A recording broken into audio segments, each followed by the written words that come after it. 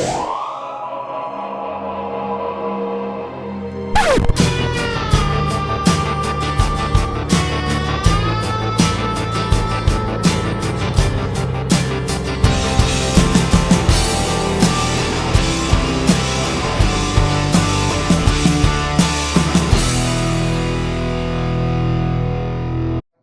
I'm covered in rubbish, but feeling quite fulfilled.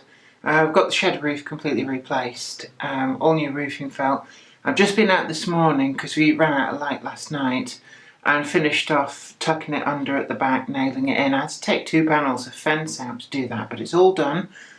And it should be holding up well. There's no damage to the Muller Railway. That's the most important. And that's the thing about things like sheds and outbuildings with a flat roof, well, a flat type roof with roofing felt, is the moment that you get a wet patch and dripping inside, the roof is totally screwed because it rots from the outside in. And that's what we discovered in one corner, but I think we got to it in time, and I was able to cut out a foot square piece of the wood, and it was like soil, it was all mushy and horrible. Got rid of that, cut a new piece from some offcuts I had, fitted into the gap, and because it hasn't affected where the main roofing spars are, it should be okay. It's guaranteed, allegedly, for 15 years, this new roofing felt. I'll believe that in 2031, but until then, the other thing I've done today as well is, because it's nice and bright and sunny, I've let all the dew disappear off the roof, and I've been over all the clout nails with like a bitumen paint just to seal them. And also one of the things we'd done this time, which was a big mistake that we made last time, but we'd never done it before. It was our first house, first week of being here, and the shed needed a new roof pretty pronto stat. We used far too many clout nails, and the problem with that is all the clout nails, they're the weak spots, and that's where it's obviously started leaking around the nails. So I've used the bare minimum of nails to try and make sure that we get a good seal for hopefully 15 years. But that's where I look really scruffy and horrible. But I'm going to go in the bath now and get it cleaned up. But the train's okay. Well, it's not my best angle. I have to try and remember not to look at the screen. Because if I do, my eyes sort of well, they don't follow you around the room, they just look off to a corner.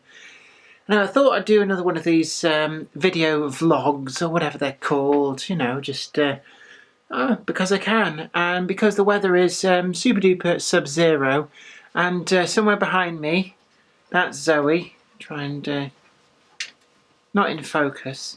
She never is. It's my best way of being. If I'm not in focus, then I look good.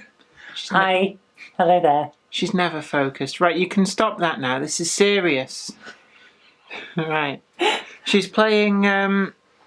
Thunderbirds apparently are go. Just been bought on PS2. But I'm going to leave her to it, and I'm going to come through here. We've done a bit of decorating here in the library, in from the cold, because it's freezing outside. And we've set up the Christmas tree and the Christmas cactus, because didn't you read your Bible? There's the Christmas cactus with the flashy lights. Christmas decorations engaged. Look at that. And then there's Santa on a motorbike, who I keep warning Zoe that if she lets him sing far too much, she'll end up accidentally breaking him. Like I said, Zoe, if you use it too much, it's going to get broken. That's very silly. We don't need to proceed with that. And like I said, it's going to get broken if it gets used too much. But we're here in the library. One of the other things that did come up, I mentioned in brief my pension fund with the paintings. I wanted to speak a little bit more about this one in particular. And I think I referred to Eden Valley Standard. We did do prints of this. And actually the full story behind this, the artist is John Wigston. And I bought this because originally he did this as a commission with a deal for the Locomotive Owning Group. I think it's this locomotive. And the deal was that he'd let them sell prints of this painting to help raise money for restoration and running of this locomotive. But as part of the deal, he still retained the original painting.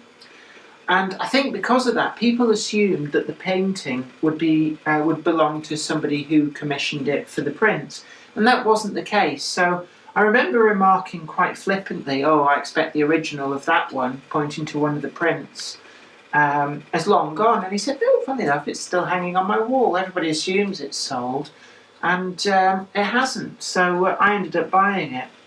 And actually, I know one of the paintings that I didn't show you that we've got, it's in the other room. So shall we just pop through here? I'll show you the other one. This one I really love. And this is called In the Beginning. I'll move the Salvador Dali-esque clock out of the way. And you see it's got the locomotion in the beginning. It did hang for a while in the Railway Museum. I'm not sure whether that was at Locomotion or at York. But certainly it was his take on the Sisteen Chapel.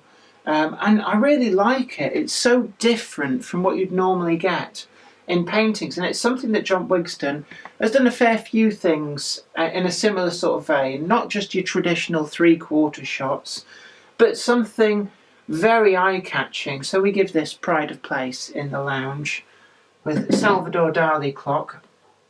And we've got a few more of his paintings over here. I think it's a Malay. Is it a Malay?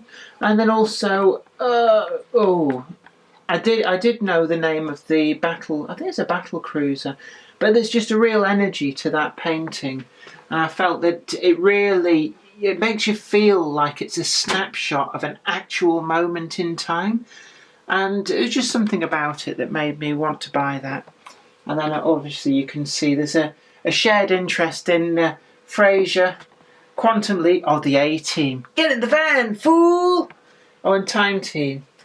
My sister worked for a great many years on Time Team, so got the very best of the Time Team digs. I'm not even sure whether they've released more than just this on DVD, but I do quite enjoy a lot of that. "Why, Tony, there's 3 stones in a row, that'll be a ritualistic temple," or something like that. So we've got my vinyl record collection here. I've talked about this a lot. If you look through my videos, there's a whole bunch of videos where I'm trying to get through the 1,000 greatest vinyl records that I own.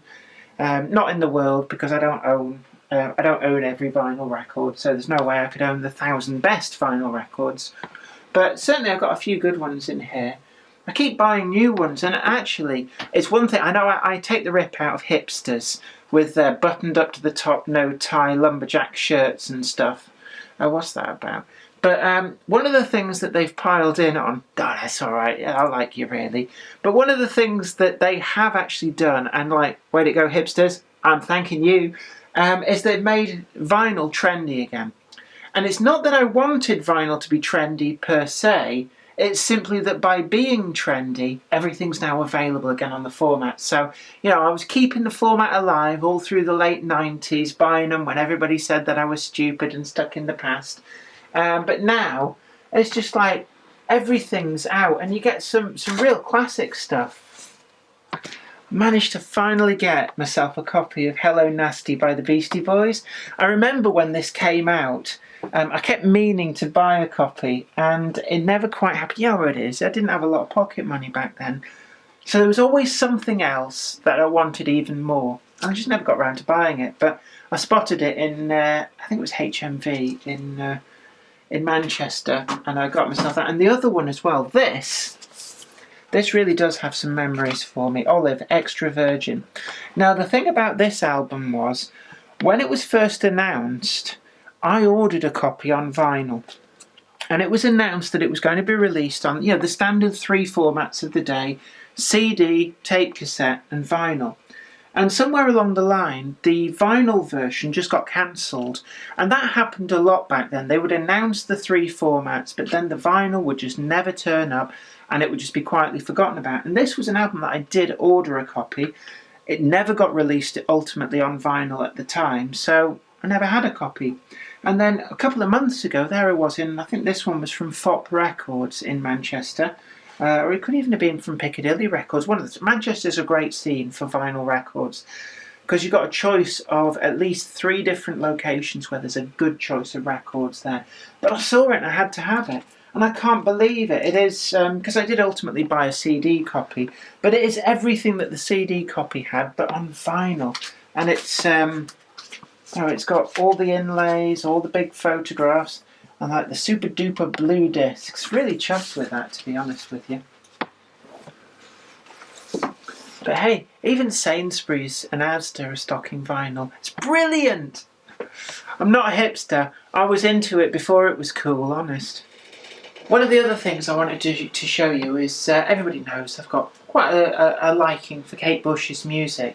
But way back in the mid-90s, I think this was, about 96, 1995, 96, I got a personally signed photograph of Kate Bush. At the time, I think The Red Shoes was the previous album. It had been out a couple of years, all the singles had been out, and I got this. I think I invited her to be interviewed on the radio station where I was working at the time, and she said at the time she didn't do interviews, which was the official position. She never did. It wasn't just me. But she said she was very sorry, thanked me for the interest, and sent back a personally autographed photograph, which I thought was really, really nice of her. So there we go. I keep it on the wall here. Oh gosh, dusty. I'm going to have to dust. Dust. Well, I think that's pretty much all I've got time for. So until next time, you take very good care of yourself. Don't forget to like this video and share it too. Subscribe to the channel because it is, well, it's my channel really, and you'll be the first to know when new videos go up. We've got plenty on there. And of course, if there's any questions that you have about stuff you may have seen in the background in these blog video type things, that Zoe does this, she's the expert in these. I just look at the camera and go, why are you pointing that at my face? But if there's any questions that you have about things you've seen in the background, you want to know more, then ask them in the comments down below, and we'll see what we can do. Anyway, you take very good care of yourself. Until next time, bye for now.